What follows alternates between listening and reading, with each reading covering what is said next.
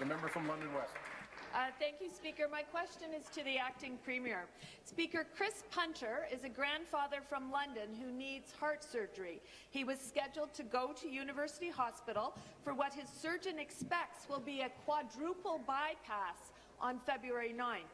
Today, he is still waiting for this life-saving surgery. It's been postponed 4 times because the hospital is just too overcrowded to do it. Speaker, does the Acting Premier think that it is okay to keep Chris Punter waiting for his life-saving heart surgery? Thank you. Deputy Speaker. Minister of Health and Long-Term Care. Minister of Health, Long-Term Care. Thank you again, Mr. Speaker, and I appreciate the question.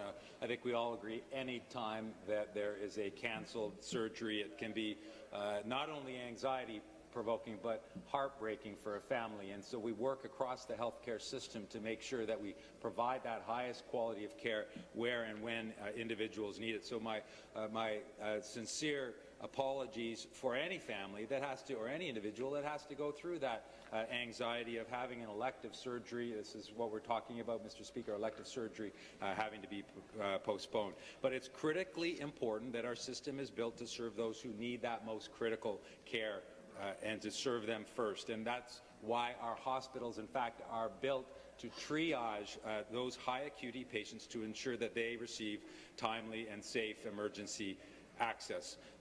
Most of us, I think, probably wouldn't imagine that London Health Sciences last year in emergency, they saw 160,000 patients, and they have over 50,000 scheduled operations a year through that hospital. I'm happy to talk more about the details in supplementary.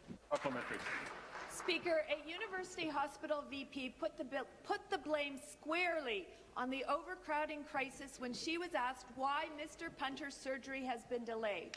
She said, since the beginning of the year, London Health Sciences Centre has consistently operated at over 100% capacity.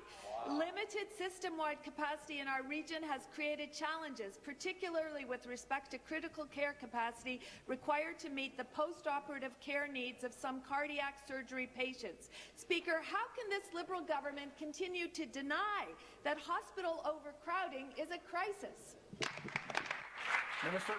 Well, in fact, Mr. Speaker, at London Health Sciences Centre, the capacity in December, in December, Mr. Speaker, was 92%. In November, it was 94%. In fact, in December, 99% of the cardiac surgeries that were scheduled took place within the province's targeted amount of time, 99%. And so, Mr. Speaker, there are over 50,000 scheduled operations a year, and this is not in any way to diminish the anxiety, the inconvenience and the stress caused by this rescheduling of the elective surgery. But in a 2-year period, the last 2 years, out of 150,000 surgeries performed on time, 66 surgeries in that 2-year period had to be rescheduled, Mr. Speaker. 66 out of 150,000 surgeries were performed over 2 years on time. Final supplementary. Speaker, I can't believe the minister is questioning the data from a university hospital VP. Speaker, Chris's cancelled surgery isn't the only evidence of a hospital system that is bursting at the seams. Just last week, this legislature learned about Danny Marchand. It took 11 days for Danny to secure a bed in his hometown of London so he could get the surgery he needed after a skiing accident in Collingwood. Speaker, we've heard from families in London, in Hamilton, in Toronto, in Sudbury. Speaker, you can't fix the problem unless you name the problem.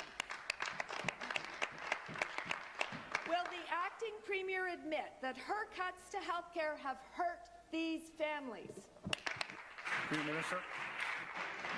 Well, Mr. Speaker, we continue to invest across the healthcare system, whether that's cardiac care, and I have to say we have one of the best cardiac programs, bar none, in this province that's being built up because of the hard work and the dedication and the commitment of cardiologists, of nurse specialists, nurse practitioners, that entire team of healthcare professionals that work so hard to do that. Mr. Speaker, across the healthcare system, I'm the first to acknowledge that we need to continue to make those important investments. We need to make improvements. But for the member opposite to suggest what she is and not to champion the fact that we have one of the best healthcare systems in the world, Mr. Speaker, with the best outcomes in this country, in the OECD, for almost all of the activities that we carry out. And that's a result of working closely in collaboration with all the hundreds of thousands of healthcare providers that do that excellent job every single day. Thank you.